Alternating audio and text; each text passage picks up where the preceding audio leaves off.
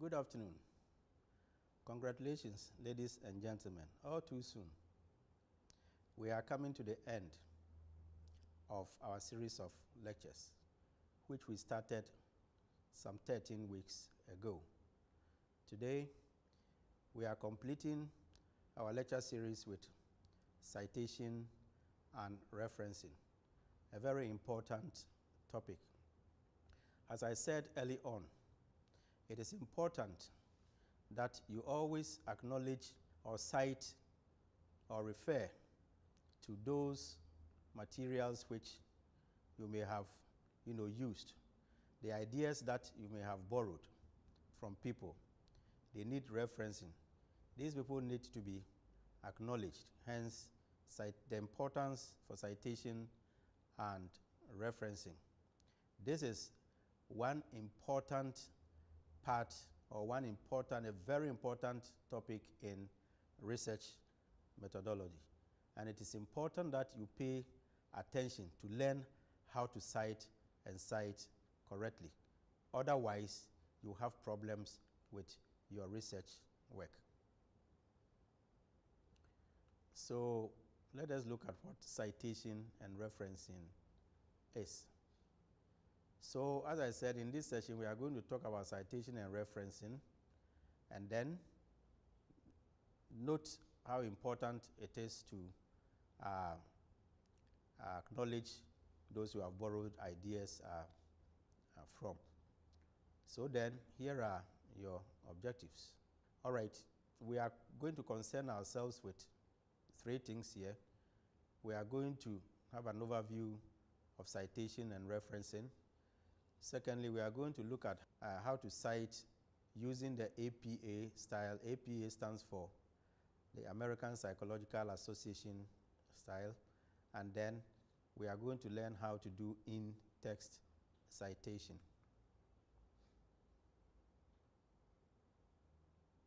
Your usual references. So overview of citation, that is topic 1. So what is it at all? Let's provide a short definition. A citation is the way we tell our readers that certain material in our work came from other sources. It also gives other researchers the information necessary to find that source again, including 1, information about the author, the title of the work, the name and location of the company that published the book or article, the date the book or article was published, and then the page numbers of the material.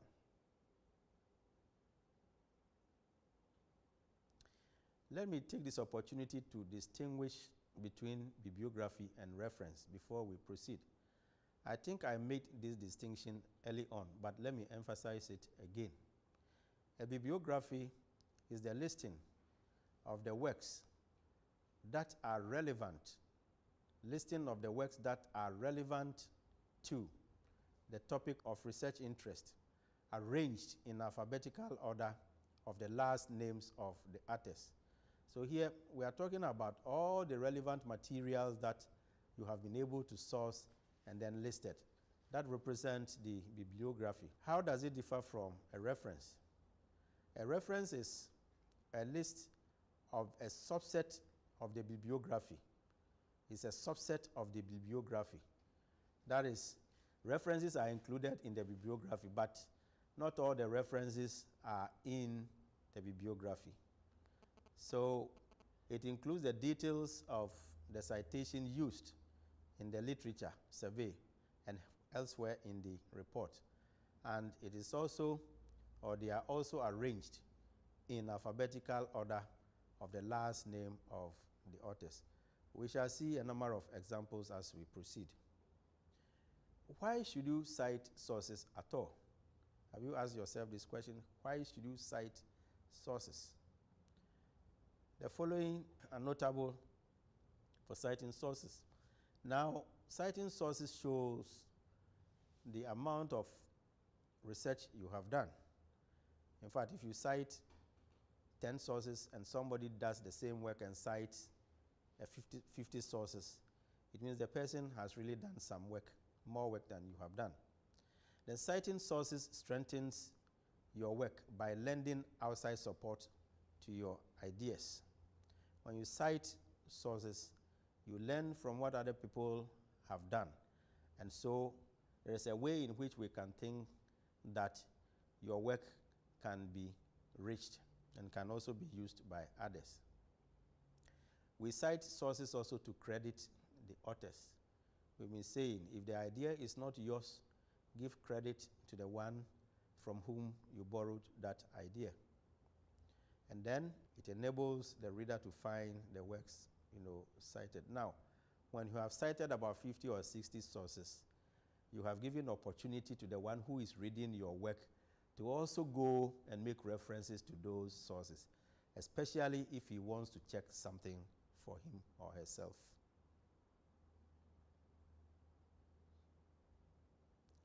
So when do you need to cite? When do I need to cite? The following situations almost always require citation. Now, whenever you paraphrase, paraphrasing here means that you have not stated in your work verbatim what somebody has written, but you have written somebody's ideas in your own words. Pay attention. You have not quoted verbatim, but you have borrowed the ideas and then written them in your own words. It doesn't make the work yours. Or it doesn't make the idea yours. You understand? You write somebody's ideas, but not in the way he has written it. You have written it in your own words. So we say you have paraphrased. So when you paraphrase, you have to cite because the idea is not yours in the first place. Even if you have written it in your own words, we say the idea is not yours, so you have to cite. Now, whenever you use an idea that someone else has already expressed verbatim, when you use an idea which somebody has already expressed verbatim, you have to cite. And then when you make specific reference to the work of another, you also have to cite. And then lastly, whenever someone else's work has been criticized in developing your own ideas, yes, you may not agree with everything that you read. Even if you criticize it, you have to cite it. Now, how do you cite using the APA style?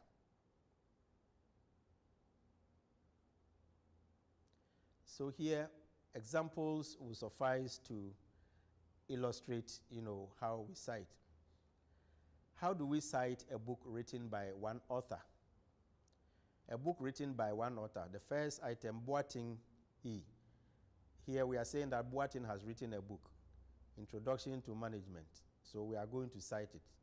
First, we write the surname, which is Boating, followed by a comma, and then the initials of Boating E, full stop, into brackets, the year Boating wrote the book, and then the title of Boating's book, which is Introduction to Management, and then where the book was published. It was published in Accra with a full column, and then by which publisher, that is the Ghana University Press. This is how you cite a book written by one author. How do you cite books written by more than one author? That is, for instance, two authors. They follow the same format. But let's see this example. Duffy A. You see that the surname has come, and you also see that the initial has come with a full stop. But the full stop is followed by a comma. This is not the case like the first one. In the second one, the full stop is followed by a comma because we are going to cite somebody else who is Dickin, surname, comma, V, full stop, comma, comma again because we are going to have a third one who is Wilson, full stop, comma, and then end the last author. It is when you have gotten to the last author that you put full stop without comma, at the initials. After you have done all that, you bring into brackets the year of publication, which in this case is 2001. And then the title of the book, Guide to Writing in Social Science Journals. The book was published in Canberra, so you state Canberra, and then you bring your full column, and then University of Canberra Press. So if you look at the first citation carefully and compare it with the second one, look at it carefully, you see a few details.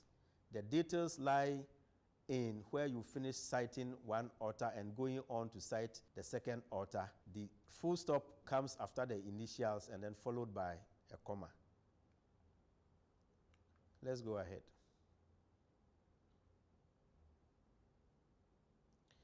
Now, how do you cite several works? Several works by the same author, the same year. We are citing several works by the same author, the same year. Here are examples. The author is Fulham. Fulham M, 1996A. That is the first book he wrote in 1996. Leadership for Change, New York, Clearway Academic Publishers. Then he writes a second book which you cite in your work.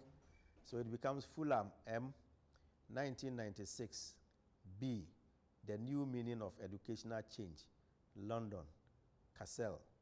I hope this is straightforward. How do you cite chapter in an edited book? Chapter in an edited book. Here you have the author, Richard, followed by his initials, 1997, and he wrote on views on globalization. But he published in a collection of essays, which is published in a book and edited by Juan Vivaldi. So you have Richards K, 1997, full stop, into brackets, full stop, and then views on globalization. In H.L. Vivaldi, editor, comma, Australia in Global World. In fact, the Australia in Global World is in italics, and that is the title of the book.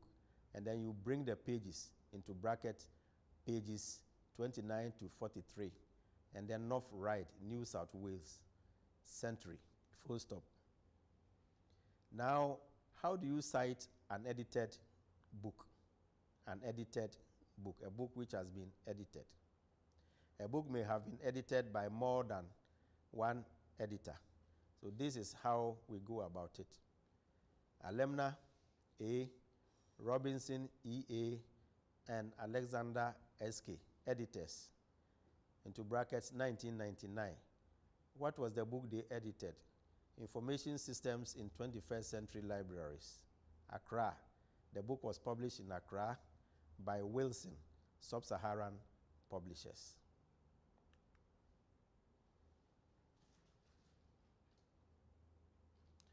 Again, we continue. After books, how do we cite journal articles? Let's go ahead. We have Alemna, who is the author, Alemna A, into brackets 1996.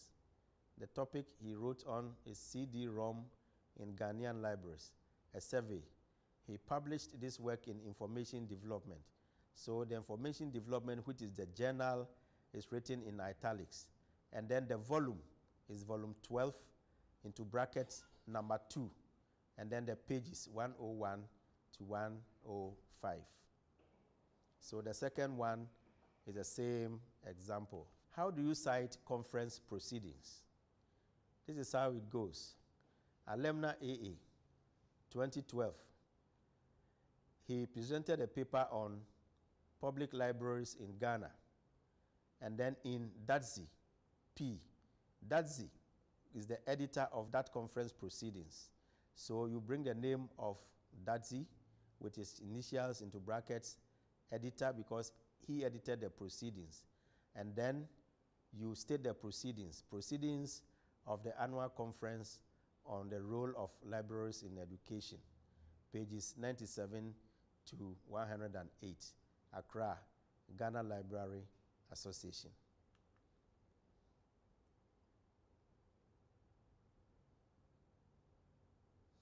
Now, again, conference proceedings, one more example. Korte Ike, 2010, August 12, Public Records Keeping in Sub-Saharan Africa. Paper presented at the annual general meeting of AMAC, Banjul, full stop. So you have seen two examples of how we can cite conference proceedings.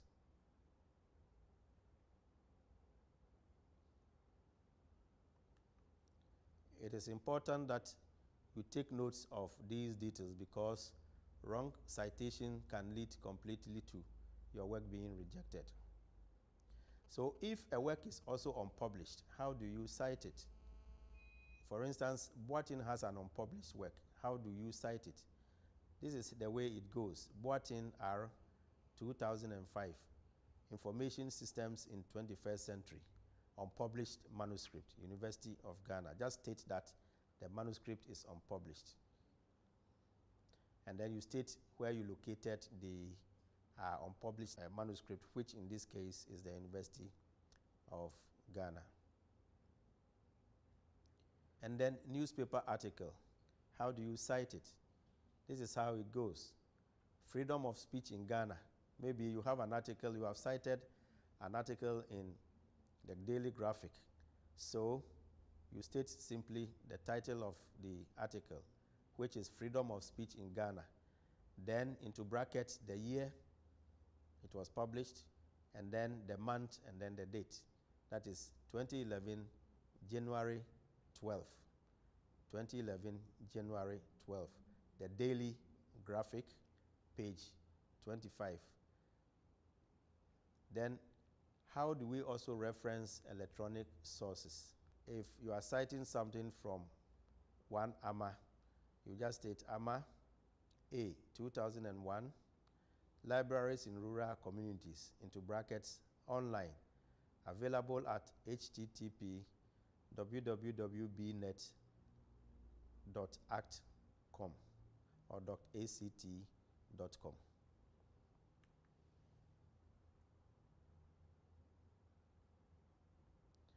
Now let's come to in-text citation.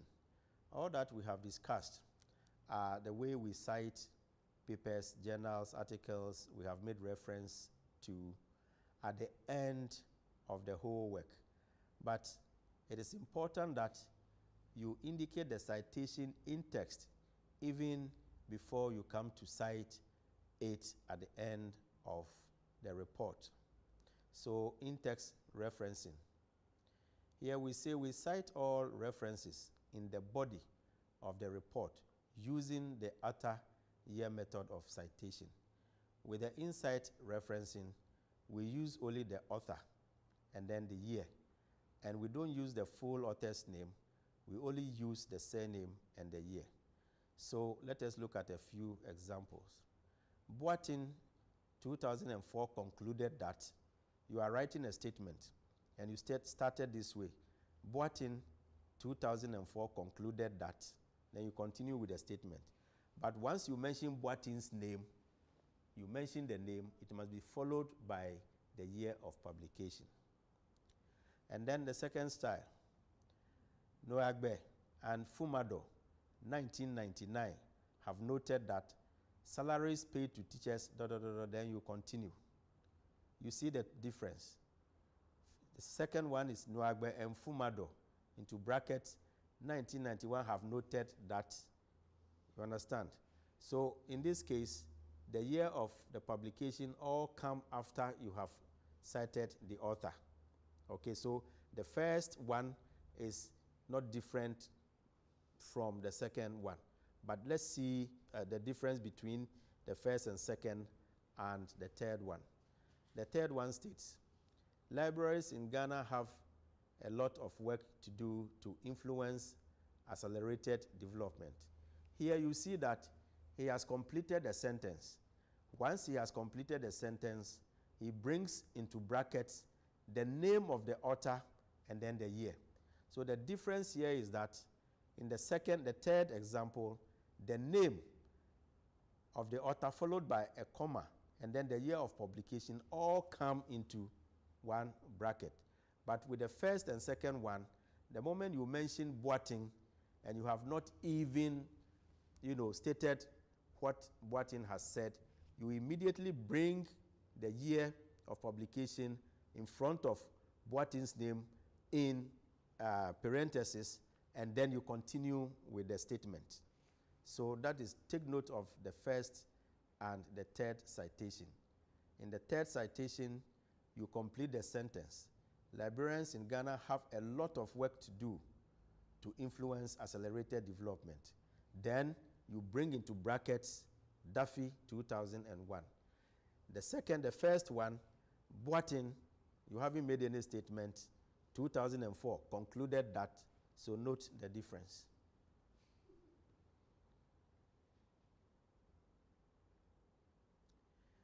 So these are certain extra things you need to note when you are citing. And the source for all that I am going to say is what I have quoted below. So you see here, what I'm going to say from here, you understand, I've quoted actually verbatim what the person said, because I know he has said it in such a way that they are the appropriate description. So if I don't need to alter anything at all for you to understand. But it is important that I cite the source. And then if you want to know more about that, you go to that source and find out more. And I have to cite the source in order to give credit to the person from whom I borrowed the idea. So let's look at, what he says, the extra things he says about referencing. And take note of the citation or the source I have provided beneath. He says that within the same paragraph, you need not include the year after the first citation. So you cite somebody first. In the same paragraph, if you cite the person again, you need not include the year. So maybe you have Boating 2004, and then in the same paragraph, you are citing Boating again, the same, book. You just write Boating and then you go away. Number 2, when work is authored by two, always cite both names every time the reference occurs in the text. When the work is authored by two, always cite both names every time the reference occurs in the text. Then 3, when a work has more than 2 authors, but fewer than 6 authors, cite all authors the first time the reference occurs, and subsequently include only the surname of the first author, followed by et al. 4, when the work is authored by 6 or more authors, cite only the surname of the first author, followed by et al., and the year of the first and subsequent citations, and the year of the first and subsequent citations. Now join the names in a multiple author citation in running text by the word and parenthetical material in tables and in the reference list. Join the names by an ampersand. Let me take that again. Join the names in a multiple author citation in running text by the word and. In parenthetical material, in tables, and in reference list, join the name by an ampersand. That is the sign you see there. Now, 6, when a work has no author, cite the text. Cite in the text the first 2 or 3 words of the article title. When a work has no author, cite in the text the first 2 or 3 words of the article. Use double quotation marks around the title of the article. Example, while examining union, and then close the quotation. And then you cite into brackets where you found the article. So if it is the Daily Graphic, you have into quotation marks, while examining unions. Quotation marks opens and closes with that one. And then you have GM Pact 2000, or in our circumstances, we can say Daily Graphic 2000.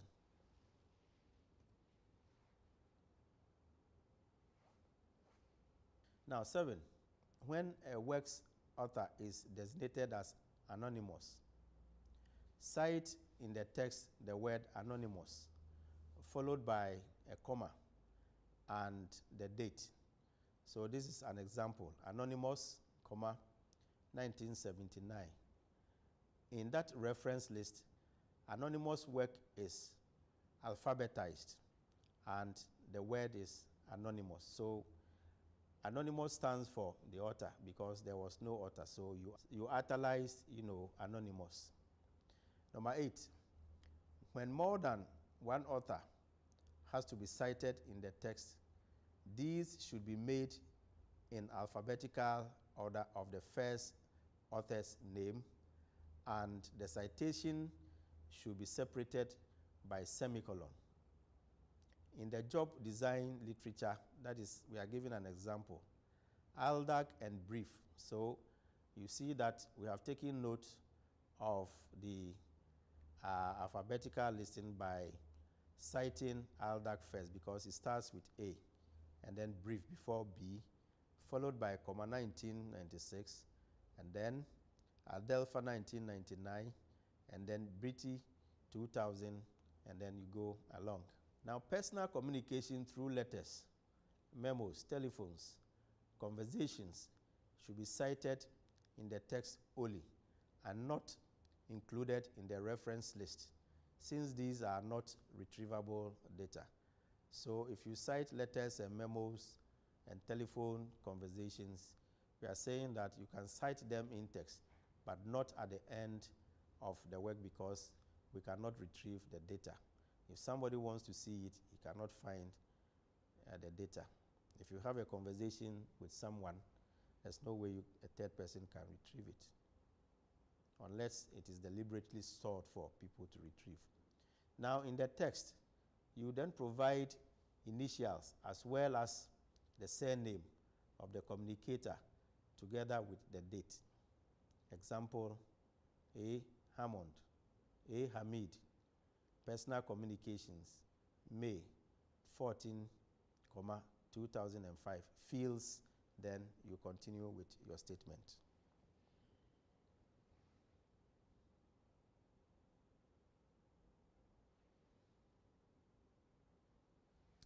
Now, quotation in text. Quotations should be given exactly as they appear in the source. The original wording, punctuation, spelling, italics must be preserved even if they are erroneous. So the citation of the source of the direct quotation should always include the page number or page numbers as well as the references.